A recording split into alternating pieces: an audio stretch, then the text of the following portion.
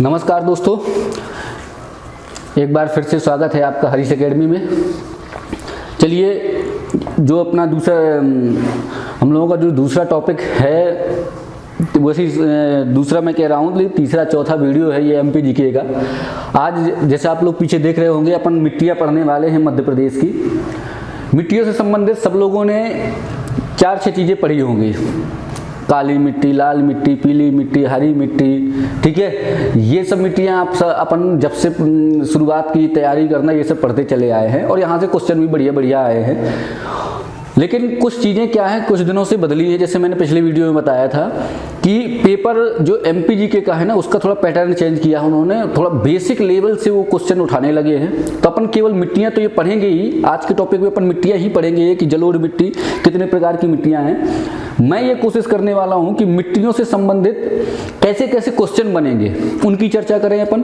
और अगला टॉपिक आगे और टॉपिक मृदा के जो गुणों से संबंधित, जो मैंने पिछले वीडियो में बोला था आपको कि मृदा के गुण क्या हैं, वहाँ से भी एक आध दो क्वेश्चन देखने को मिले हैं। जैसे भौतिक गुण, इसके भौतिक गुण के अंतर्गत क्या कौन कौन से हैं, रासायनिक गुण उसके अंतर्गत क्या क्या क्या है। और अगला जो टॉपिक मैंने सब ये बना करके रखा है, मृदा की संरचना, मृदा का रंग, मृदा का ताप और मृदा का पीएच मान वाली संबंधित पूरे, ठीक है। और मृदा अपर्दन के प्रकार, इनसे भी संबंधित पूरा डिटेल पढ़ेंगे कि प्रकार में कौन कौन से, प्राकृतिक अपर्दन क्या होता है, त्वरित अपर्दन क्या होता है। आपको लगा होगा कि इतने सारा बेसिक पढ़ने की जरूरत क्या है, वो तो पेपर अभी नज़दीक है, 2-3 महीने हैं, थोड़ा थोड़ा पढ़ ले। देखो एमपी जीके, इसमें बिल्कुल रिक्शन लेने की ज़रूरत नहीं है, क्योंकि यही से ही मैंने बताया था आपको कि जो भी ये पेपर एग्जाम होंगे अपने अभी आगामी जितने भी अपना व्यापम करवाने वाला है, उसमें सबसे अधिक मात्रा में वेटेज रहना है एमपी जीके का। और वो जो हिरार्की वाले क्वेश्चन है कि पूरे मंदिर याद कर लो, पूरे स्थल याद कर लो, इन सब चीज़ों हिरार्की वाले जो क्वेश्चन पहले आते थे, वो क्वेश्चन तो आएंगे ही, लेकिन वो एवरेजिंग क्वेश्चन है, वो तो अपन को याद करके रखना है, वो सबसे बनने वाले हैं। जहाँ जो सिलेक्शन वाले क्वेश्चन है ना, वो इन सब क्षेत्रों से आते हैं। तो उन्हीं क्वेश्चनों को, भले ही एक क्वेश्चन सही हो जाए, यदि जो किसी से सही हो और अपन से सही हो जाए ना, तो वही क्वेश्चन अपन को सिलेक्शन दिलाता है, ठीक है। आप लोग जानते हो कि लिस्ट कहाँ तक जाने वाली है, सबको पता है। 100 नंबर का पेपर मान के चलो तो लिस्ट 80 या 82 इतनी लिस्ट जानी है। जब 80-82 लिस्ट जानी है तो इसका मतलब ये है कि 3-4 सब्जेक्ट ऐसे तगड़े होने चाहिए कि जिनमें जैसे 25 नंबर का यदि कोई सब्जेक्ट है तो उसमें आपके 22 से 23 नंबर कम से कम 3 से 4 सब्जेक्ट में आने चाहिए, 22 से 23 नंबर। तब पूरा 100% सिलेक्शन की उम्मीदवारी आप कर सकते हैं। तो उसके लिए क्या करना पड़ेगा, जीएस में आपको एमपी जीके बिल्कुल इस तरीके से होना चाहिए कि यदि 17-18 नंबर का एमपी जीके उसमें आता है तो कम से कम 14 से 15 नंबर आपके एकदम सही होने चाहिए। वो सही कम होंगे उनके चक्कर में ना, ये सही करने में कि आपको सतखंडा महल याद कर लिया, खूनी दरवाजा याद कर लिया, वो 10-12 नंबर के जो क्वेश्चन है वो सबसे बनने हैं और आपसे भी बनने हैं। कुछ जो एक्स्ट्रा क्वेश्चन है, जो सिलेक्शन वाले क्वेश्चन हैं, वो अपन इन वीडियो में देखेंगे। चलिए बहरहाल शुरुआत करते हैं अपने आज के टॉपिक को। आज का अपना टॉपिक है मध्य प्रदेश की मिट्टियाँ। चलिए मिट्टियों से संबंधित चीज़ें ध्यान देते हैं। देखो मिट्टियों में क्या है कि मध्य प्रदेश की यदि मिट्टियों की बात करें तो मिट्टियों को मुख्य रूप से 5 भागों में बांटा गया है। मैंने यहाँ जो बनाया है वो अलग टाइप से बनाया है ताकि याद करने में आसानी हो सके, लेकिन जो किताब में अपने लिखा हुआ है जिस तरीके से, वो अलग है। मैं उसको बताता हूँ। 5 प्रकार की मिट्टियाँ हैं और मैंने उनका थोड़ा सा जो और विशेष रूप से है उनको मैंने यहाँ पर लिख करके रखा है किस तरीके से याद करना है। देखो 5 मिट्टियाँ कौन कौन सी है, पहले उनकी चर्चा कर लेते हैं। तो पहली मिट्टी जो है अपनी, उसका नाम है काली मिट्टी, जो जर्नली पढ़ते चले आए हैं। पहली काली है। दूसरी मिट्टी, काली मिट्टी के बाद लाल एवं पीली मिट्टी होती है। दूसरी मिट्टी पर लिख लेते हैं यहाँ पर लाल एवं पीली मिट्टी, ये हो गई अपनी दूसरी मिट्टी। तीसरी मिट्टी, पहली होगी काली, दूसरी लाल एवं पीली, तीसरी मिट्टी है जलोढ़ मिट्टी, जलोढ़ मिट्टी तीसरी हो गई। चौथी मिट्टी की बात करें, चौथी हो गई अपनी लेटेराइट मिट्टी, लेटेराइट मिट्टी। और 5वीं मिट्टी जो है अपनी वो है मिश्रित मिट्टी। कौन सी? मिश्रित मिट्टी, मिश्रित मिट्टी। तो ये 5 प्रकार की मिट्टियां हैं मध्य प्रदेश में। कौन कौन सी हैं? काली हो गई, लाल एवं पीली, जलोढ़, लेटेराइट और मिश्रित। ये 5 मिट्टियां अपन को अभी पढ़नी है। अब इन 5 मिट्टियों को पढ़ना नहीं है, बल्कि इतनी अच्छी तरीके से समझना है कि बस एक बार आप अंत तक जैसे वीडियो देखो तो आपको मिट्टियों से संबंधित बिल्कुल ना तो डाउट रह सके और ना किसी प्रकार की समस्या रह सके। ठीक है, अब पहली बात मैं आपसे ये पूछना चाहता हूं कि आखिर मिट्टियों का निर्माण कैसे होता है। केवल 1 सेकंड की 1-2 सेकंड की चर्चा करते हैं अपन ऐसे कि मिट्टियों का निर्माण कैसे होता है। तो देखो, मिट्टियों का निर्माण चट्टानों के अपर्दन से, नदियों के निक्षेपण से, मृदा अपर्दन, इन सब चीजों से मिट्टियों का निर्माण होता है। बात खत्म, मिट्टी का इस तरीके से निर्माण हो गया। अब एक एक मिट्टी की बात करेंगे। सबसे पहले जो अपनी स्पेशल मिट्टी है, मध्य प्रदेश की फेमस मिट्टी है काली मिट्टी। काली मिट्टी के बारे में अब मैं आपको ये बताऊंगा। देखो, ये वीडियो बनाने का बहुत सारे वीडियो बने हुए हैं, मतलब क्या है, आपको क्वेश्चन वाइज चीजें समझाई जाएं, क्वेश्चन कैसे इस पे बनेंगे। काली मिट्टी से क्वेश्चन किस टाइप के आते हैं। पहली तो ये इसका क्वेश्चन आता है इसकी परसेंटेज। मध्य प्रदेश में काली मिट्टी का एवरेजिंग परसेंटेज कितना है, कितने परसेंट है, बिल्कुल एग्जिट याद करके रखना है उसका। तो जो काली मिट्टी है वो मध्य प्रदेश में 47.6%, बिल्कुल रट लो इसको, 47.6% जो है तो मध्य प्रदेश में इसका अस्तित्व है। पूरे एमपी का जो क्षेत्रफल है 308,252 जो आप लोगों ने पढ़ा है, उसका मतलब पूरे क्षेत्रफल पर यदि कोई मिट्टियों का जो मिट्टियों का क्षेत्रफल है उस क्षेत्रफल पे 47.6% के क्षेत्रफल पे अपने एमपी में काली मिट्टी पाई जाती है।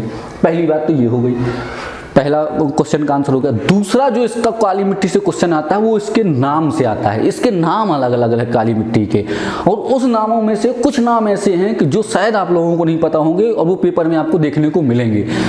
एक नाम मैं आपको काली मिट्टी, कुछ नाम मैं पढ़ देता हूं आपको। एक नाम आप लोगों ने सबको ये पता होगा, रेगुर। एक इसका नाम क्या है, रेगुर मिट्टी। दूसरा, अब ये रेगुर मिट्टी सब लोगों को जानकारी होगी। और एक नाम कपासी। 2 नाम आप लोगों ने सुने होंगे, कौन कौन सा, रेगुर और कपासी। रेगुर और कपासी मिट्टी के नाम से काली मिट्टी को ही जाना जाता है। अब मैं आपको बताने वाला हूं 2-3 नाम ऐसे जो आप लोगों ने सुने नहीं होंगे और उनको बिल्कुल याद करके रखना है। देखो वो 2-3 नाम कौन कौन से हैं। वैसे 2 नाम हैं। काली मिट्टी को एक नाम ये याद रखो, भर्री मिट्टी भी कहते हैं। क्या बोलते हैं, भर्री मिट्टी भी काली मिट्टी को बोलते हैं। पहली बात तो ये याद रखना है, वेरी मोस्ट। और इससे भी ज्यादा इंपॉर्टेंट है वो है कनहर। क्या बोलते हैं, कनहर। 2 नाम ये बहुत ज्यादा इंपॉर्टेंट है। एक नाम हो जाता है काली मिट्टी का भर्री मिट्टी, एक नाम हो जाता है कनहर। तो ये 2 नाम बिल्कुल विशेष रूप से याद रखने हैं, भर्री और कनहर। तो काली मिट्टी का इनमें से क्या नाम है, तो कनहर। कनहर इनमें से किस मिट्टी को कहा जाता है, तो आपको पता होना चाहिए काली मिट्टी को कहा जाता है। भर्री इनमें से किस मिट्टी को कहा जाता है, तो आपको पता होना चाहिए काली मिट्टी को भर्री मिट्टी कहा जाता है। तो ये 2 नाम बहुत अच्छी तरीके से याद रखना है, भर्री और कनहर। ये नाम किसके हैं, ये काली मिट्टी के। कपास मिट्टी, रेगुर मिट्टी आप लोग जानते हो, आ जाएगा, टिक हो जाएगा। ठीक है, यदि भर्री और कनहर आ गया तो ये सिलेक्शन वाले अपने रहेंगे। ठीक है, तो काली मिट्टी, भर्री और कनहर, ये 2 इसके स्पेशल नाम हो गए। अब अगली बात करते हैं इसकी। अच्छा, अब ये बात, यदि ये क्वेश्चन आ जाए कि काली मिट्टी का निर्माण कैसे हुआ है और 4 ऑप्शन हो, काली मिट्टी का निर्माण कैसे हुआ है और 4 ऑप्शन, तो उसके लिए काली मिट्टी का जो निर्माण हुआ है तो एक लाइन याद कर लो पूरी, दक्कन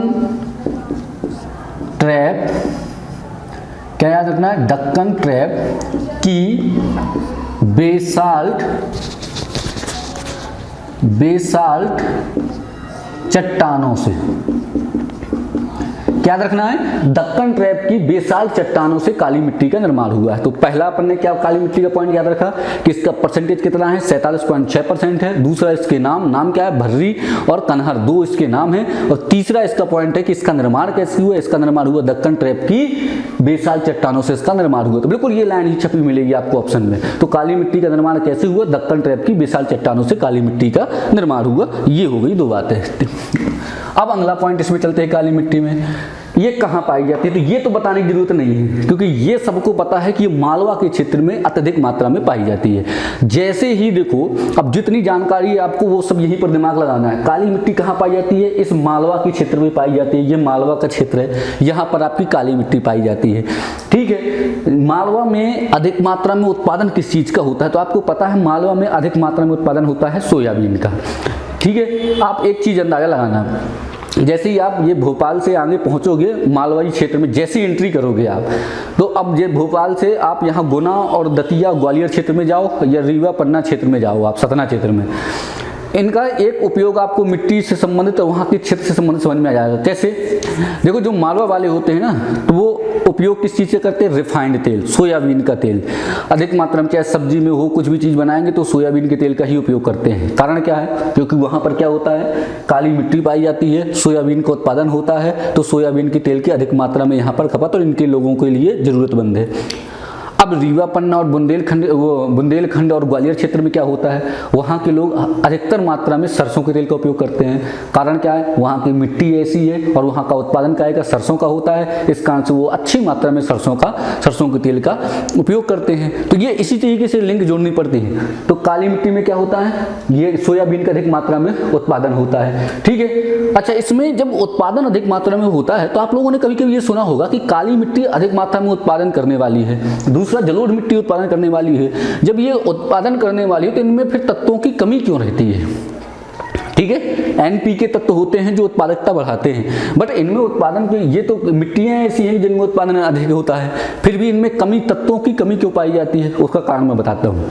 देखो, जो ये मिट्टियां होती हैं ये किसी विशेष फसल के लिए बहुत अधिक मात्रा में उत्पादन करती हैं, लेकिन भाई मिश्रित मिट्टी हो, ना तो वो काली है, ना तो वो लाल है, ना तो वो पीली है, ना वो पीली है, ना छिछली, किसी प्रकार की, सबका पूरा मिक्सचर है, तो उसमें फसल ही कंफ्यूज हो जाएगी कि भैया इसमें उत्पादन किस चीज़ का किया जाए। तो उसमें क्या होता है कि ये जो क्षेत्र होते हैं, इस टाइप की मिट्टी होती है, तो वहाँ पर उत्पादन अधिकतर मात्रा में कम ही होता है। ठीक है। लेकिन जब जहाँ पर्टिकुलर केवल काली काली मिट्टी ही हो या लाल लाल मिट्टी ही हो, तो उस क्षेत्र पर मृदा परीक्षण, जैसे वर्तमान में देखा होगा जो केंद्र सरकार है वो मृदा दिवस, या जो अभी था मृदा दिवस मनाया, मृदा परीक्षण, मृदा कार्ड, इस पर ज़्यादा ध्यान दे रही है। उसका कारण क्या है कि मिट्टियों का पता चल जाए कि इस मिट्टी में किसका उत्पादन होता है, तो अत्यधिक मात्रा में उस क्षेत्र पर उस चीज़ का उत्पादन होगा। तो साधारण काली मिट्टी का क्या होता है, अधिकता किस चीज की होती है?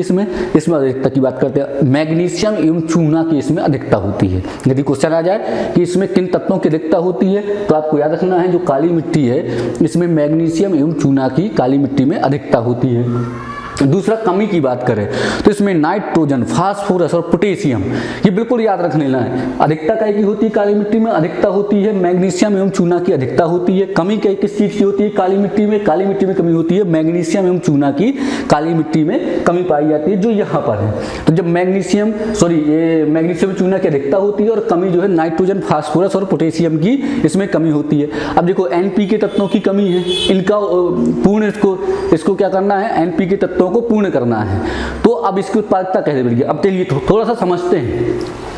देखो, इसमें मैग्नीशियम है अधिक मात्रा में, मैग्नीशियम अधिक मात्रा में है और चूना अधिक मात्रा में, और एनपीके यानी कि नाइट्रोजन, फास्फोरस और पोटेशियम, ये तीनों तत्वों की कमी हो गई। अब भाई ये बताओ कि जब मेन तत्वों की कमी है, हम इसकी उत्पादकता कैसे बढ़ गई? देखो, अदर जो चीजें हैं वो इसमें अत्यधिक मात्रा में हैं। ठीक है, अपन ने क्या किया कि इनकी कमी है तो अपन ने डीएपी और यूरिया और एक और होता है एमओपी। अब भाई इन तीनों चीजों को अपन ने इस मिट्टी में, काली मिट्टी में डाल दिया, तो जो एनपीके, इन तीनों की पूर्ति हो गई, ये भी आ गए इसमें। ऑलरेडी जो जरूरत थी वो उसमें अधिकता थी, एनपीके की कमी थी, वो अपन ने डीएपी, यूरिया और एमओपी डाल करके, वो अपन ने ये जो खाद आती है ये खादें डाल करके एनपीके तत्व बढ़ा दिए। तो इस क्षेत्र की उत्पादकता में क्या है, बहुत अच्छी मात्रा में वृद्धि हो गई। तो ये है काली मिट्टी का क्षेत्र। ठीक है, तो ये समझ में आ गया आपको, मैग्नीशियम और चूना की अधिकता होती है और मेन तत्व जो है नाइट्रोजन, फास्फोरस और पोटेशियम की क्या होती है, इसमें काली मिट्टी में कमी होती है। ये हो गया। फसलें मैं आपको बता चुका हूँ, मूंगफली अधिक मात्रा में काली मिट्टी में होती है, तिलहन, चना, सोयाबीन, ये सब मात्रा में यहाँ पर पाया जाता है। अब एक क्वेश्चन इससे बनता है, मिट्टियों से एक क्वेश्चन ये बनता है, इसकी प्रकृति कैसी है? प्रकृति मतलब समझते हैं आप? प्रकृति का मतलब होता है ये क्षारीय होती है या अम्लीय होती है। देखो, जो पीएच मान होता है, पीएच मान थोड़ा सा समझ लो, पीएच मान यानी मान लो यदि 7 नंबर पर है तो मिट्टी हो जाती है, कोई भी तत्व कुछ भी हो जाता है, ये उदासीन कहलाता है। क्या कहलाता है? उदासीन होता है। यदि 7 नंबर पर होता है तो ये उदासीन होता है। 7 से यदि कम, जैसे 5 हो गया या 6 हो गया, यहाँ आएगा तो ये मिट्टी तत्व या मिट्टी हो जाएगी अम्लीय। कैसी? अम्लीय हो जाएगी यदि कम हो गया। 7 से अधिक यानी कि 8, 9, 10 यहाँ कुछ हो गया तो कैसी हो जाएगी? क्षारीय। ठीक है, पीएच मान का वो 7 रहता है तो क्या होता है? उदासीन। 7 से कम हो गया, 5, 6 आ गया तो अम्लीय, और 7 से अधिक 8, 9, 10 हो गया तो क्षारीय हो गया। तो पीएच मान ये होता है। ठीक है, ऐसे बता दिया जाता है कि मिट्टी अम्लीय की क्षारीय। पीएच मान से नापा उसको, यदि 7 से कम है तो अम्लीय होगी और 7 से अधिक है तो क्षारीय हो गई। तो इसकी प्रकृति कैसी है? इसकी प्रकृति है क्षारीय। क्षारीय मतलब है, तो अपन ये समझ गए कि अब 7 से अधिक होगी तो 100% 7 से कम जो भी लिखा होगा उसको तो अपन टिक करेंगे ही नहीं, 7 से अधिक वाला टिक करेंगे। तो इसका एग्जैक्ट पीएच मान निकाला गया 7.5 से 8.6 होता है। जब इसका पीएच मान 7.5 से 8.6 मतलब कि ये मिट्टी कैसी है? ये मिट्टी अपनी क्षारीय मिट्टी है, क्षारीय मिट्टी है। तो काली मिट्टी इस तरीके से अपन को काली मिट्टी से इतने क्वेश्चन बनेंगे, सतही क्वेश्चन इतने हैं। कौन कौन से? परसेंटेज इसका 27.6। दूसरा, ये काली मिट्टी के प्रकार, नाम जो अलग अलग मैंने बताए थे कौन कौन से याद रखने, भर्री और कन्हर, रेगोर और कपासी तो आपको पता है। उसके बाद निर्माण दक्कन ट्रैप की विशाल चट्टानों से इसका निर्माण हुआ है। क्षेत्र मालवा नर्मदा क्षेत्र में ये काली मिट्टी पाई जाती है। ठीक है, अधिकता मैग्नीशियम और चूना की अधिकता, कमी नाइट्रोजन फास्फोरस, और किस क्षेत्र की कमी पाई जाती है? इस क्षेत्र में नाइट्रोजन फास्फोरस और पोटेशियम की कमी पाई जाती है। फसलें कौन कौन सी होती है? सोयाबीन याद रखो मुख्य रूप से, तो मूंगफली, तिलहन, चना और सोयाबीन की फसलें होती हैं। प्रकृति कैसी है? इसकी क्षारीय है क्योंकि 7 से अधिक है इसका पीएच मान, 7.5 से 8.6। तो इस प्रकार ये हो गई अपनी काली मिट्टी। अब चलिए दूसरी बात, अब दूसरी मिट्टी की जल्दी से चर्चा करते हैं। इसमें इतना टाइम इसलिए लिया गया है ताकि यही मिट्टी एक बहुत इंपॉर्टेंट थी, आगे ज़्यादा उतनी नहीं है, धीरे धीरे उनको देखते चलेंगे। कुछ मिट्टियाँ हैं जो बहुत ज़्यादा इंपॉर्टेंट है, जैसे यहाँ लैटेराइट मिट्टी, उसकी एक विशेष विशेषता है, मैं आपको बताऊंगा कि वो है क्या। चलिए, अब काली मिट्टी का क्षेत्र, काली मिट्टी को 3 भागों में बांट दिया है।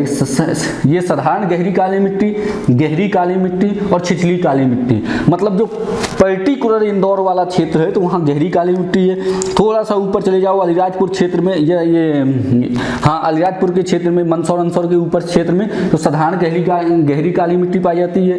इसके नीचे आ जाओ, जो अपना खंडवा बुरहानपुर वाला क्षेत्र है तो छिछली काली मिट्टी पाई जाती है। ठीक है, तो ये इस क्षेत्र में, पूरे क्षेत्र में काली मिट्टी है, मतलब मध्य प्रदेश के पश्चिम क्षेत्र में। अब बात करेंगे दूसरे नंबर पर लाल एवं पीली मिट्टी की। जलोढ़ की बात करेंगे, लाल एवं पीली मिट्टी की बात करेंगे। चलिए इसी के जस्ट सामने है लाल एवं पीली मिट्टी की विशेषता क्या है। देखो, सबसे पहली बड़ी विशेषता इसकी ये है कि ये ज़्यादा मात्रा में उत्पादन नहीं है, लेकिन ये सबसे अच्छी मिट्टी इस कारण से लाल पीली मिट्टी है क्योंकि चावल का उत्पादन जो है ना तो इसी मिट्टी में होता है अत्यधिक मात्रा में। इसकी लाल पीली मिट्टी में ही चावल का उत्पादन होता है अधिक मात्रा में। पहली बात तो ये याद रखना। ठीक है, चलिए अब इसका थोड़ा कुछ चीज़ें की जानकारी देते हैं। देखो इसका निर्माण कैसे हुआ लाल पीली मिट्टी का। तो आर्कियन, धारवाड़ और गोंडवाना क्रम मैंने बहुत अच्छे से समझाया है पुराने जो वर्ल्ड ज्योग्राफी, इंडियन ज्योग्राफी में। आर्कियन, धारवाड़ और गोंडवाना क्रम की चट्टानों के निक्षेपण से लाल पीली मिट्टी का निर्माण हुआ है। ठीक है, तो पहली बात ये हो गई। दूसरा, इसमें कमी किस चीज़ की रहती है? इसमें कमी रहती है ह्यूमस की। किसकी? ह्यूमस की जो है तो इसमें कमी पाई जाती है। किसमें? लाल पीली मिट्टी में। दूसरी कमी इसमें रहती है नाइट्रोजन की। किसकी? नाइट्रोजन की इसमें कमी, ह्यूमस की कमी रहती है और नाइट्रोजन की इसमें जो है तो कमी पाई जाती है। किसमें? लाल पीली मिट्टी में। तो ह्यूमस और नाइट्रोजन की कमी होती है लाल पीली मिट्टी में। अगला क्या है? मध्य प्रदेश का सर्वाधिक चावल उत्पादक जिला। क्वेश्चन सीधा पूछ लिया कि मध्य प्रदेश का सर्वाधिक चावल उत्पादक जिला कौन सा है, ये आप आंसर बताइए। तो मध्य प्रदेश का सर्वाधिक चावल उत्पादक जिला है बालाघाट। ठीक है, तो मध्य प्रदेश का लाल पीली मिट्टी के क्षेत्र पर ही बालाघाट है, यहाँ तक है। लैटेराइट भी यहाँ मैंने साइड में लिख दिया, बट यहीं पर लाल पीली मिट्टी इस क्षेत्र पर है। तो ये मध्य प्रदेश का सर्वाधिक चावल उत्पादक जिला जो बालाघाट है वो लाल पीली मिट्टी ही उस क्षेत्र पर पाई जाती है। अच्छा, अब इसका जो क्वेश्चन आता है वो ये मिट्टी की एक विशेषता अजीबोगरीब है। विशेषता क्या है? इसके पीएच मान वाली। क्वेश्चन इसका पेपर में 1-2 बार पूछा गया है कि मध्य प्रदेश में ऐसी कौन सी मिट्टी है, वो भारत पे भी है लेकिन मैं क्वेश्चन बना रहा हूँ कि मध्य प्रदेश में ऐसी कौन सी मिट्टी है जिसकी प्रकृति अम्लीय से क्षारीय हो जाती है। उसका आंसर है लाल पीली मिट्टी। इसकी प्रकृति अम्लीय से क्षारीय हो जाती है। इसका पीएच मान जो होता है वो है 5 5.5 से 8.5। तो देखो 5.5 है, इसका मतलब ये कैसी हो गई, अम्लीय हो गई, और 8.5 है, इसका मतलब ये कैसी हो गई, क्षारीय हो गई। तो एकमात्र मिट्टी मध्य प्रदेश की ऐसी है, लाल पीली मिट्टी, जिसका पीएच मान 5.5 से 8.5 है, यानी कि अम्लीय से क्षारीय हो जाती है। ठीक है, और इस मैंने बताया इसमें सबसे अधिक मात्रा में उत्पादन चावल का, इसमें सबसे अधिक मात्रा में उत्पादन सोयाबीन का, यानी कि तिलहन का। तो ये दोनों मिट्टियां हो गई। लाल पीली मिट्टी का पीएच मान विशेष याद रखना है, और उत्पादन इसका याद रखना है, चावल का उत्पादन। और क्षेत्र आपको पता है, देख लिया आपने, पूर्वी क्षेत्र और थोड़ा सा दक्षिणी क्षेत्र, यहाँ पर लाल पीली मिट्टी है। अब चलिए अगली मिट्टी की चर्चा करते हैं। लाल पीली मिट्टी के बाद अब जो अगली मिट्टी अपनी आएगी उसकी अपन चर्चा कर लेंगे, जलोढ़ मिट्टी। अब जलोढ़ मिट्टी में क्या है, देखो इसका एक नाम फेमस है, ये नाम याद रखना भाई, इसका नाम है इसका कॉप। जलोढ़ मिट्टी को कॉप मिट्टी के नाम से भी जानते हैं। अब चलिए कॉप मिट्टी के बारे में चर्चा करते हैं। इसका जो परसेंटेज की बात करें तो ज़्यादा नहीं है इसका मध्य प्रदेश में परसेंटेज जलोढ़ मिट्टी का, ओनली 3% है। कितना, 3% के क्षेत्र में ये पाई जाती है जलोढ़ मिट्टी। अब मैंने यहाँ लिख के रखा तो ये तो समझिए गए किस क्षेत्र पर है, कि अपनी जो चंबल का क्षेत्र है उस क्षेत्र में ये मिट्टी पाई जाती है। और मध्य प्रदेश की सबसे सर्वाधिक उपजाऊ मिट्टी पूछ लेना, क्वेश्चन ऐसा पूछ ले कि मध्य प्रदेश की सर्वाधिक उपजाऊ मिट्टी कौन सी है, भाई इसको ना टिक कर देना काली मिट्टी को, इसमें कमियां बहुत सारी मैंने बताई है। ठीक है, मध्य प्रदेश की सर्वाधिक उपजाऊ मिट्टी यदि क्वेश्चन आ जाए तो उसमें टिक करना है जलोढ़ मिट्टी जो है मध्य प्रदेश की सर्वाधिक उपजाऊ मिट्टी है। सीधा सीधा क्वेश्चन बनेगा कि मध्य प्रदेश की सर्वाधिक उपजाऊ मिट्टी कौन सी है, तो उसमें आंसर कौन सा टिक करना, जो जलोढ़ मिट्टी है वो मध्य प्रदेश की सर्वाधिक उपजाऊ मिट्टी है।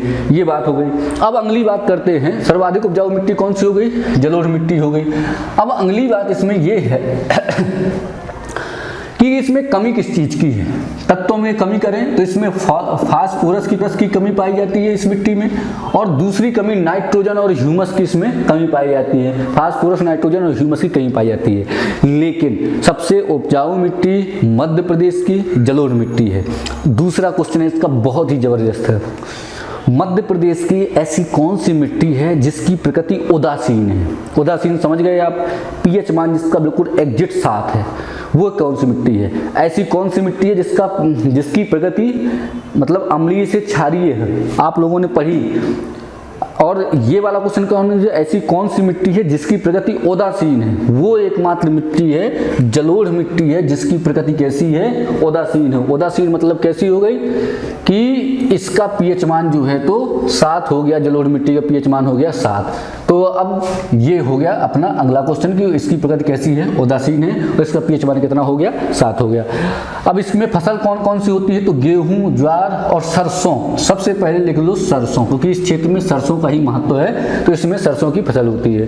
ठीक है। अच्छा, यदि पूछ लिया जाए कि जलोढ़ मिट्टी पर एक विशेष प्रकार की समस्या पाई जाती है, और 4 ऑप्शन, कौन सी समस्या होगी जलोढ़ मिट्टी पे, तो आप क्षेत्र से अंदाजा लगा लो कि जो जलोढ़ मिट्टी है मध्य प्रदेश में चंबल क्षेत्र में, तो यहाँ पर केवल एक समस्या है, किसकी, मृदा अपरदन की। यहाँ पर जलोढ़ मिट्टी पे समस्या पाई जाती है, इसका कटाव हो रहा है। ठीक है, तो ये हो गई जलोढ़ मिट्टी 3%। बकाया इसकी प्रकृति कैसी है, उदासीन है, पढ़ ली, और विशेषता इसकी प्रगति पढ़ ली, और इसमें समस्या पढ़ ली, इसकी मृदा अपरदन की समस्या पाई जाती है, और मध्य प्रदेश की सर्वाधिक उपजाऊ मिट्टी है जलोढ़ मिट्टी। अब चलिए 3 मिट्टियां हो गई, चौथी मिट्टी की बात करते हैं। एक यहीं पर मिट्टी है यार, ये जलोढ़ मिट्टी का कुछ क्षेत्र है यहाँ, यही एक मिट्टी और देख लो, एक मिट्टी का नाम है कछारी मिट्टी। कौन सी मिट्टी, कछारी मिट्टी। ये भी कभी कभी पेपर में पूछ लेते हैं। देखो कछारी मिट्टी जो है, कछारी शब्द आप लोगों ने सुना होगा। कछारी शब्द वहीं उपयोग किया जाता है जहां भी नदियां होंगी, जहां भी नदियां होंगी, नदियों के किनारे 2-3 किलोमीटर का जो क्षेत्र होगा उसको कछार ही बोलते हैं। बस ये याद रखो, चाहे नर्मदा का कछार हो, चाहे क्षिप्रा का कछार हो, चाहे चंबल का कछार हो, चाहे सिंध का कछार हो, चाहे गंगा का, गोदावरी का, कृष्णा का, कावेरी का। कछार का मतलब केवल एक नाम समझो आप कि नदी से 3-4 किलोमीटर का इस इर्द गिर्द का जो क्षेत्र है वही कहलाता है कछार। अब वहां जो मिट्टी पाई जाती है उसी को बोलते हैं कछारी मिट्टी। तो बस बात समझ में आ गई कि कछारी मिट्टी जो होती है वो भी कहां पाई जाएगी, चंबल के क्षेत्र पर विशेष रूप से है, इस कारण से इसकी चर्चा की गई है। ठीक है। अब पता चला कि नदी बिल्कुल इस तरीके से जा रही है, बिल्कुल ज्यादा बड़ी नदी नहीं है, तो उसमें वहां ज्यादा कछार नहीं है, बट वहां के लोकल आप जाओगे, वहां के पर्टिकुलर क्षेत्र में जाओगे तो वहां के लोग अपनी मिट्टी को नाम देंगे कि यहाँ वहां पर क्या है, कछारी मिट्टी है। ठीक है।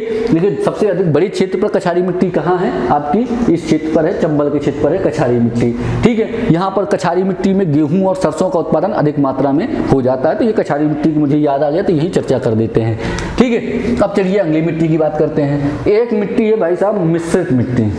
अब देखो मिश्रित मिट्टी की मैंने चर्चा की, ये एक ऐसी मिट्टी है कि पहली बात तो इसमें कुछ भी उत्पादन कर लो, चाहे जिसकी पैदावारी कर लो हो जाएगी। चाहे जिसकी पैदावारी का सेंस ऐसा है कि जो मिट्टी है यहाँ पर है, आप कोशिश करो तो मतलब उसकी पैदावारी कर सकते हो, लेकिन अधिक मात्रा में उत्पादन इसका प्रति हेक्टेयर जो है तो उत्पादन इसका अधिक नहीं होगा इन पर्टिकुलर क्षेत्र के आधार पर। इसीलिए जो केंद्र सरकार कोशिश कर रही है कि भाई उसी चीज़ का उत्पादन करो जिसका प्रति हेक्टेयर उत्पादन अधिक मात्रा में हो, तो आपको फायदा मिलेगा।